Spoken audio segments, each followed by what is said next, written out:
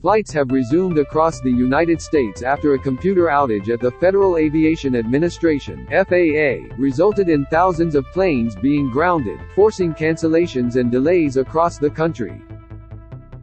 At 9 a.m. Eastern Time on Wednesday, 1 a.m. Thursday AEDT, the FAA finally lifted the ground stop that had resulted in chaos for many thousands of travelers and a ripple effect expected to impact airports nationwide for hours. Normal air traffic operations are resuming gradually across the U.S. following an overnight outage to the Notice to Air Missions (NOTAMs) system that provides safety info to flight crews, the FAA said in a statement on Twitter. Read more. Scientists discover how ancient Romans created self-healing cement. The order to ground flights had been made almost an hour and a half earlier, about 7:20 a.m. ET, 11:20 p.m. Australian Eastern Daylight Time, by 8:50 a.m. Eastern Time, 12:50 a.m. Thursday AEDT. Over 4,000 flights were stuck on the ground, which is more than all of the delayed flights for the entirety of the previous day, according to the flight tracking website FlightAware. Read more. Supermassive black holes spotted feasting on cosmic materials as flights resumed. There were over 6,000 flights delayed by 11 a.m. Eastern Time, 3 a.m. Thursday AEDT, and more than 1,000 flights cancelled. Those numbers are expected to grow as the chaos flows on throughout the day across both cargo and passenger flights. Some medical flights were given clearance during the outage, which also did not impact military operations. Due to heavy congestion, the FAA cleared flights to depart at Newark Liberty and Atlanta Hartsfield-Jackson airports first, before operations gradually resumed across the country. The FAS website was still showing a ground delay at New York's LaGuardia Airport as of 10:50 am ET, 2:50 a.m. Thursday AEDT. The site also showed a ground delay at Charlotte Douglas International Airport in North Carolina, one of American Airlines' largest hubs. The Chicago Department of Aviation said ground stops at O'Hare and Midway had been lifted, but residual delays or cancellations are likely. Airlines have continued to delay or cancel flights because of ongoing congestion. An airline source familiar with the situation said airlines may implement ground delay programs, which could potentially lead to further timetable issues. More than 21,000 flights were scheduled to take off in the U.S. across Wednesday, most of these domestic trips along with about 1,840 international flights expected to fly to the U.S., according to aviation data firm Cirium. Airlines for America, an association representing U.S. airlines, earlier said the outage was causing significant operational delays. Major U.S. carriers including United Airlines, Delta and American Airlines all had flights grounded. Longtime aviation insiders could not recall an outage of such magnitude caused by a technology breakdown. Some compared it to the nationwide shutdown of airspace after the terror attacks of September 2001. Periodically there have been local issues here or there, but this is pretty significant historically, said Tim Campbell, a former senior vice president of air operations at American Airlines and now a consultant in Minneapolis. Passengers were first told of the FAA outage around 6:30 a.m. 10:30 p.m. AEDT, with the agency providing updates approximately every half hour.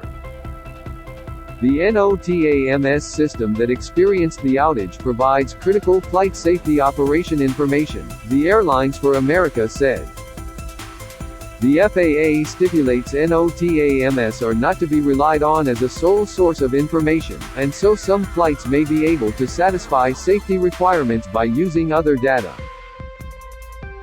We don't know if cyberattack. Biden. While the White House initially said that there is no evidence of a cyberattack, President Joe Biden said we don't know and told reporters he had directed the Department of Transportation to investigate the cause of the disruption. The president addressed the FAA issue before leaving the White House on Wednesday morning to accompany his wife to a medical procedure at Walter Reed National Military Medical Center outside of Washington. He said he had just been briefed by Transportation Secretary Pete Buttigieg, who told him they still had not identified what went wrong. "I just spoke to Buttigieg. They don't know what the cause is. But I was on the phone with him about 10 minutes, Biden said. I told him to report directly to me when they find out.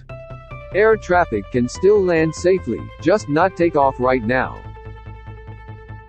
We don't know what the cause of it is," Buttigieg said in a tweet that he is in touch with the FAA and monitoring the situation.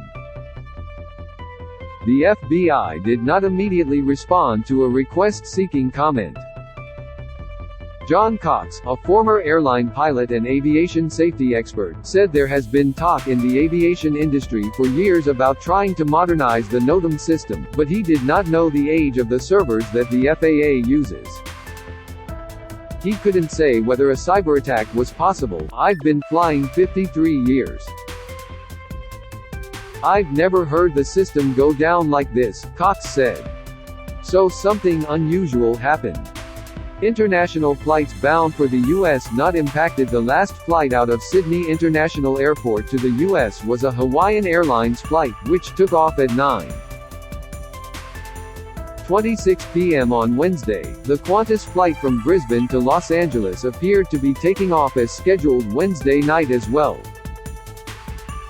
Julia McPherson, who was traveling to the U.S. from Tasmania, learned of the flight delays while on a United Airlines flight from Sydney to Los Angeles. "As I was up in the air, I got news from my friend who was also traveling overseas that there was a power outage," McPherson, who was returning to Florida from Hobart, said. Once she lands in Los Angeles, she still has a connection in Denver on her flight to Jacksonville, Florida. She said there have been no announcements on the flight about the FAA issue. McPherson said she had already experienced a delay in her travels because her original flight from Melbourne to San Francisco was cancelled and she rebooked a flight from Sydney to Los Angeles. Meanwhile, European flights into the U.S. appeared largely unaffected by the outage, with planes continuing to take off from Amsterdam and Paris despite the situation. A spokesperson from Schiphol Airport in the Netherlands told CNN that a workaround had been issued and flights were still departing from Amsterdam.